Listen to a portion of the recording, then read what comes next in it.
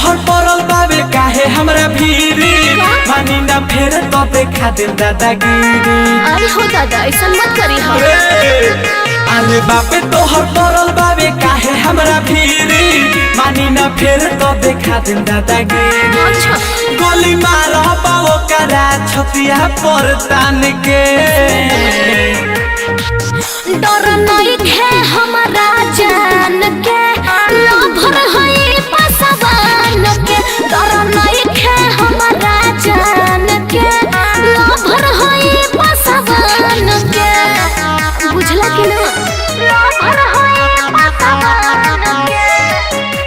Recording by Tia Studio Ariraj। Lover है पासवान के। आवो ना दे दो हमके चुमा ये को यार हो पहले बात तो हरे गोरांगा दारे हो। तनी चलो तो जय दिन चलो तो गोली आई हो तहरे घरे हमर ढोली। जवन कहता ने सुन लेते खोली के कान के।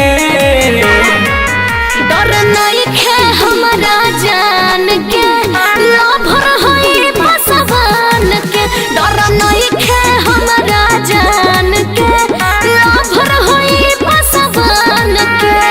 लभर है पासवान के। लभर है पासवान के। घर में न लागे हमनी के जेल हो मिलाला कांड होते वही घरी बेल हो। ऐसा मत बोला। जनी तू कर जवानी हमर साल हो खुशबू संगे आके तू खेला ना खेल हो। सुन दहशत बा चंदन भाई के नाम से। डर नहीं है हमारा जान के लभर है पासवान के। डर नहीं है हमारा जान के लभर है पासवान के। तनी होश में रही हो।